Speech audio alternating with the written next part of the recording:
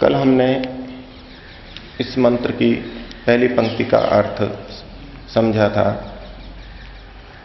कि संसार में जो कुछ भी है, इस गतिशील संसार में जो कुछ भी गतिशील विद्यमान है, अर्थात जो है सब ईश्वर के द्वारा निवास के योग्य, आच्छादन के योग्य है। अर्थात ईश्वर इसमें रह सकता है, ईश्वर इनमें रहता है। दूसरा अंश हम कल देख रहे थे, तेन त्यक्तेन भुंजीथा। इस अंश के कई तरह से अर्थ किए जाते हैं। उसमें से एक तात्पर्य आपके सामने रखा था कि ईश्वर ने इस संसार को बनाया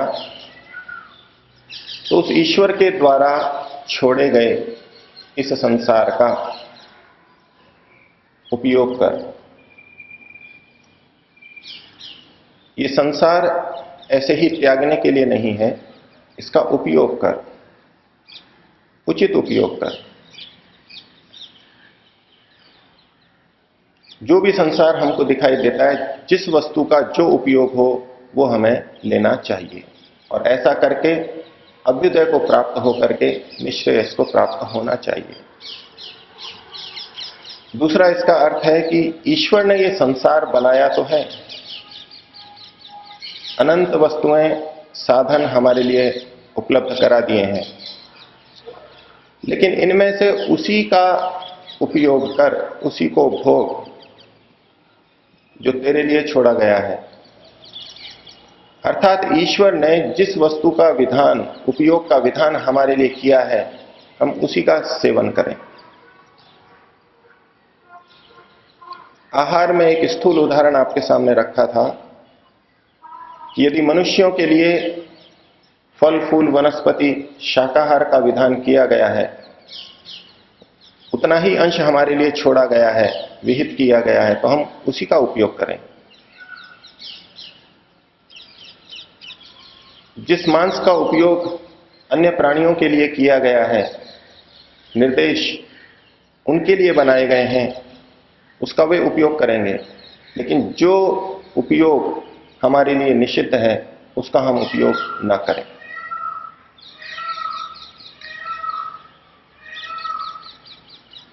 तीसरा अर्थ इसका कि जिस संसार का हम उपयोग करेंगे,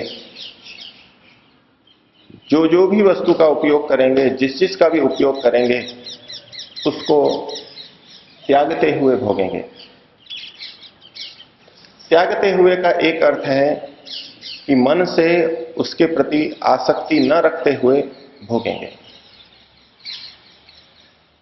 उपयोग उपभोग तो करेंगे, लेकिन उसके प्रति आसक्ति नहीं रखेंगे, मन से उसमें आसक्त नहीं होंगे, बिना आसक्त हुए उसका उपयोग करेंगे, जैसे कि कोई योगी या संयमी व्यक्ति करता हो।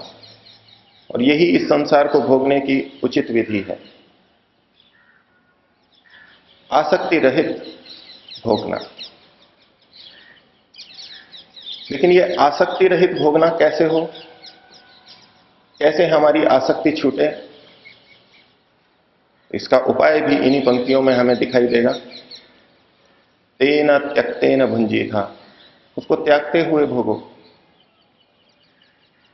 त्यागते हुए भोगेंगे तो आसक्ति मिटेगी, छूटेगी। ये त्यागते हुए भोगने की बात क्या है? मान लीजिए हम पंखे का उपयोग करते हैं, विद्युत का उपयोग करते हैं, उसको हम भोगते हैं, उससे लाभ उठाते हैं, तो उसको त्यागते हुए भोगो, अपने आप आसक्ति मिटेगी, आसक्ति मिटने की ओर बढ़ेंगे। हम प्रतिदिन बहुत घंटों तक पंखे का, कूलर का या अन्य जो भी चीजें हम गर्मी से बचाव के लिए उपयोग करते हैं, कुछ घंटों के लिए, कुछ मिनटों के लिए अथवा कुछ दिन के लिए उसको छोड़ करके देखिए, त्यागते हुए भोगो। कुछ देर के लिए पंखा बंद कर दिया और फिर देखिए, कुछ देर के लिए बिना शीतलक यंत्र के, बिना कूलर के रह के देखें, त्यागते हुए भोग होगा। हम कार से जाते हैं, कभी बिना कार के पैदल या साइकिल से भी जाके देख लें, त्यागते हुए भोग होगा। ये त्यागते हुए भोग हमें आसक्ति मिटाने का साधन बनेगा। मूल निर्देश है कि संसार को त्यागते हुए भोगना है, आसक्ति रहित भोगना है। लेकिन आसक्ति मिटेगी इसी प्रकार से। किसी भी विषय में देख लीजिए, भोजन करते हैं, एक विशेष प्रकार का भोजन करते हैं, हमारी आदत हो जाती है इसी तरह का भोजन हमारे को चाहिए। उस तरह के भोजन को छोड़ करके देख लें कुछ किसी एक समय, जिस भोजन के हम अभ्यस्त हैं उसको बदल करके देख लें। जितना नमक खाते हैं उसको थोड़ा छोड़ के देख लें, कम करके देख लें। जितना मीठा खाते हैं उसको छोड़ करके देख लें। हर जगह इसको लगा सकते हैं, त्यागते हुए भोगना है। और इसी से हमारा संयम बनेगा, उसी से हमारा आसक्ति मिटेगी। जिस समय हम इन चीजों को छोड़ते हैं तब हमें पता लगता है कि हमारे मन पे इनका कितना प्रभाव था, हमारा इनके प्रति कितना लगाव था। और जिस वस्तु के हम अभ्यस्त होते हैं, भले ही सामान्य चीज है, वो कोई अधर्म नहीं है, वो कोई बहुत बड़े भोग नहीं है, सामान्य चीजें हैं, लेकिन यदि उनको हम थोड़ी देर के लिए छोड़ें तो पता लगता है कि हां, कितनी मुझे इसकी आसक्ति थी और इसके छोड़ने पे कुछ मेरे को दुख का अनुभव हो रहा है, परेशानी का अनुभव हो रहा है। और जब इसको वो सहन करेगा, उसका संयम सधेगा, आसक्ति मिटेगी। घर छोड़ करके वानप्रस्थ लेना क्यों कठिन हो जाता है, संन्यास लेना क्यों कठिन हो जाता है? उसमें एक कारण, एक मुख्य कारण यह है कि वर्षों तक जिस परिवार में, जिस सुविधा में हम रहते रहे हैं, उसके इतने अभ्यस्त हो चुके हैं, एक तरह से कहें उन इंद्रियों के, उन साधनों के इतने दास हो चुके हैं कि हम उनके बिना रह नहीं सकते।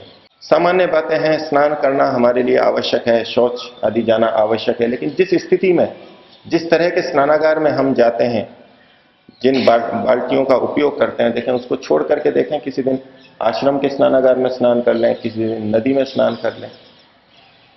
परिवर्तन करने से हमारे को अपने पे विश्वास आता है कि मैं इनके बिना रह सकता हूं। कुछ दिनों आश्रमों में या अन्य कहीं जगहों पे जाकर के देखें कि मैं अपने घर के बिना कितना रह सकता हूं।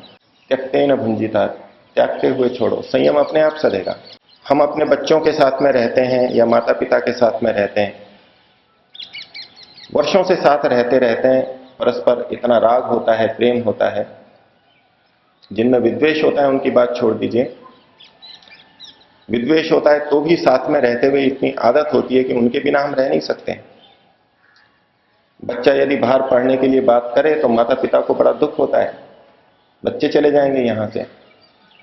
और यही बात बच्चों पे लागू होती है कि बच्चे कहें कि मैं माता पिता को छोड़ के बाहर जाऊंगा, पता नहीं क्या होगा, छात्रावास में रहूंगा, पता नहीं क्या होगा, अकेले यात्रा करूंगा, पता नहीं क्या होगा। कष्ट का अनुभव होता है। हम सब एक दूसरे मनुष्यों का उपयोग करते हैं, उनका सहयोग लेते हैं, दूसरे को सहयोग देते हैं। त्यक्तेन भुंजिता, थोड़ा छोड़ करके त्यागते हुए भोगने का प्रयास करेंगे, संयम अपने आप सधेगा, आसक्ति अपने आप धीरे धीरे कम होगी। और जो व्यक्ति गृहस्थ में रहते हुए भी एक दूसरे के बिना रहने का अभ्यास करता है, उसको बहुत कठिन नहीं लगेगा। जिस समय वैराग्य की भावना जगेगी वो छोड़ करके जा सकता है। हम वाणी का उपयोग करते हैं, बातचीत करते हैं, बिना बातचीत के रह नहीं सकते, ऐसा अभ्यास हो जाता है। मित्र मंडली के साथ में चर्चा करते हैं, उद्यान में जाके बैठते हैं, खेलते हैं, इधर उधर की बातें करते हैं, बड़ा अच्छा लगता है। कभी उसको छोड़ करके देखें, त्यागते हुए देखें। किसी दिन नहीं गए, एकांत में बैठ गए, संयम सधेगा, छोड़ने की आदत पड़ेगी। त्यक्तेन भुंजिता, इसको छोड़ते हुए हमको भोगना है। इस संसार का उपयोग करना है लेकिन छोड़ते हुए करना है। एक छोटा सा सूत्र दिया जा रहा है वेद के द्वारा, उपनिषद के द्वारा। लेकिन बहुत महत्वपूर्ण सूत्र दिया जा रहा है। आहार के लिए कहा गया त्यक्तेन भुंजीथा, छोड़ते हुए खाओ। आयुर्वेद में विधान किया गया कि जितना हमारा पेट है उसका 1/3 भाग खाली रखते हुए खाओ, अथवा चतुर्थांश 25% खाली रखते हुए खाओ। त्यक्तेन भुंजीथा, छोड़ते हुए खाओ। लोक में भी बहुत प्रसिद्ध है कि भोजन करें तो आधी रोटी या 1 रोटी की भूख रखते हुए खाओ। अभी है भूख, खा भी सकते हैं, साधन भी उपलब्ध हैं, लेकिन क्यों छोड़ने के लिए कहा जा रहा है? त्यक्तेन भुंजीथा, छोड़ते हुए खाओ। आधी रोटी 1 रोटी को छोड़ते हुए खाओ।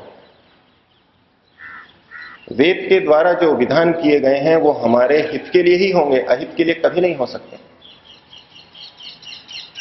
कष्ट अनुभव हो सकता है बच्चे को कि अभी तो मैं 1 आइसक्रीम और खा सकता हूं, 1 चॉकलेट और खा सकता हूं।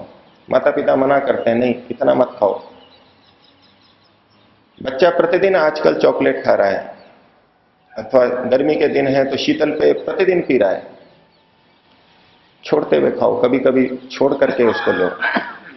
और प्रतिदिन अगर लेंगे, बिना छोड़े हुए इनका उपयोग करेंगे तो रोगों से युक्त होना स्वाभाविक है।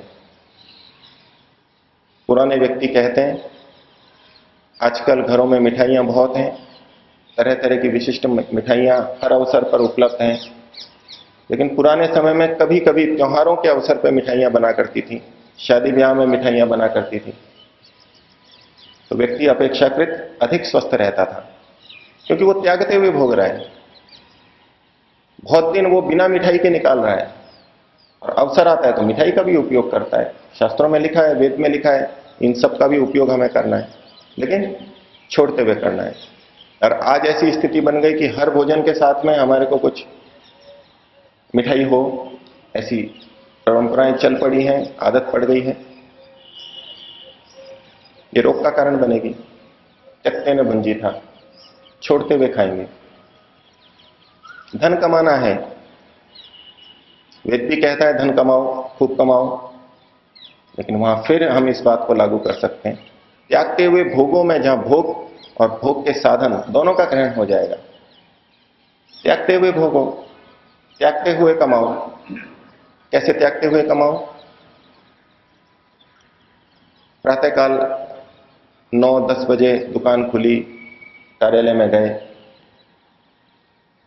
अब भोजन का समय हो गया तो भी दुकान पे ही बैठे हैं, ग्राहक है दुकान पे ही बैठे हैं, कमाने में ही लगे हुए हैं। भोजन का समय इधर उधर होगा, रुग्णता आएगी। त्यागते हुए भोगो, ठीक है कमा लिया 4 घंटे 5 घंटे, अब मेरे भोजन का समय है आधा घंटा, इस समय मैं इस कार्य को नहीं करूंगा। त्यागते हुए भोगो। शाम हो गई है, 6-7-8 बज गए हैं, फिर भी 9-9 10-10 बजे तक दुकानें खुली हुई हैं, ये त्यागते हुए नहीं भोग रहे। त्यागते हुए भोगो। एक सीमा आ गई, वहां त्याग दो उसको, इतना धन आ गया पर्याप्त है, त्यागते हुए भोगो, सुधार हो जाएगा। किसी भी कार्य में देखिए आप, सड़क पे चल रहे हैं, एक व्यक्ति सड़क के बीच में चल रहा है, उसको पता नहीं अगल बगल में और कौन है, त्यागते हुए चलेगा, अपनी जगह पे चलेगा तो सबको सुविधा रहेगी। अपने लिए भी हितकर है और दूसरे के लिए भी हितकर है। चौड़ी चौड़ी सड़कें बनी हैं, 3-3 4-4 पंक्तियों की, निर्धारण है इतनी गति वाले इस तरफ रहेंगे, तीव्र गति वाले इस तरफ रहेंगे, लेकिन वो मंद गति वाला भी उसी के पे चला जा रहा है, अपनी पंक्ति नहीं छोड़ता, बीच में चल रहा है। नहीं, दूसरों के लिए छोड़ के चलो, त्यागते हुए भोगो। तेन त्यक्तेन भुंजीथा, त्यागते हुए उपयोग करो, सारा संसार का हित होगा और अपना भी हित होगा, और हम भी संयम से रहेंगे। हमारे को पता होगा कितनी गति है तो मेरे को यहां जाना है, इतनी गति है तो यहां जाना है। संयमित रूप से चलेंगे, असंयमित नहीं कि जब जो गति है कहीं भी चलते रहो। हर जगह पे तेन त्यक्तेन भुंजीथा की बात लागू होगी। भोजन कर रहे हैं तो क्या चीज खानी है, क्या चीज नहीं खानी है, ये मेरी प्रकृति के अनुकूल है तो ग्राह्य है, प्रकृति के प्रतिकूल है तो त्याज्य है। छोड़ते हुए खाओ, त्यक्तेन भुंजीथा। हर जगह देखते जाएंगे, जिस जिस जगह हम उपयोग करते हैं वहां अगर छोड़ते हुए उपयोग करने लगेंगे तो हमारी आसक्ति मिटेगी, संयम सधेगा, और तब वो मूल बात सिद्ध होगी कि बिना आसक्ति के इस संसार को भोगो। तेन त्यक्तेन भुंजीता। और ये पंक्ति ऐसी है जिसका हमारे समाज में, हमारी संस्कृति में व्यापक रूप से उपयोग होता भी रहा है। घर में भोजन बना है, मिठाई या अथवा कोई विशेष भोजन, सब्जी एक निश्चित मात्रा में बनी है, 5 व्यक्ति हैं। पहला व्यक्ति आकर के अपनी इच्छा अनुसार यदि सब्जी या दाल ले लेता है, या उसको चावल पसंद है तो चावल ले लेता है, तो बाद वालों को कम पड़ सकता है। और यदि वो त्यक्तेन भुंजीता करे, छोड़ते हुए खाए, जितना उसके लिए है उतना खाएगा, बाकी औरों के लिए छोड़ के खाएगा, तो किसी को परेशानी नहीं होगी, वो भी सुखी रहेगा, दूसरे भी सुखी रहेंगे। त्यक्तेन भुंजीता। जिस वाणी का उपयोग करते हैं उसको भी थोड़े दिन छोड़ दें या कुछ घंटे के लिए बंद कर दें, फिर उपयोग करें, वाणी का महत्व पता लगेगा, संयम सधेगा।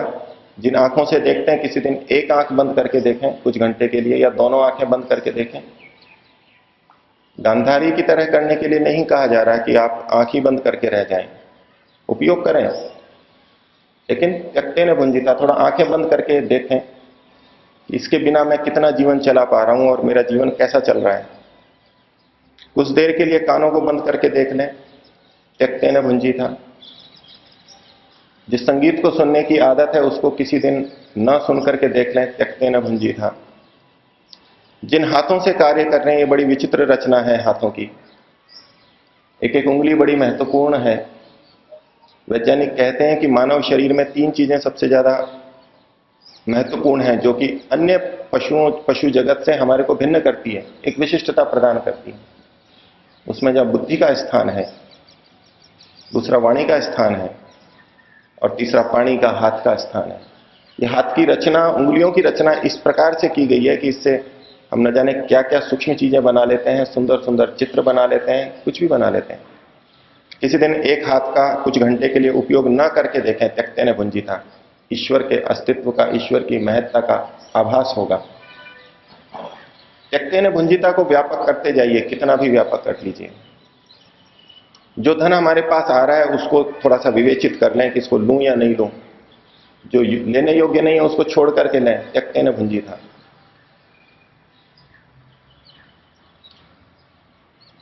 ये तो स्थूल धन की बात हुई। यदि और अंदर जाएं हम,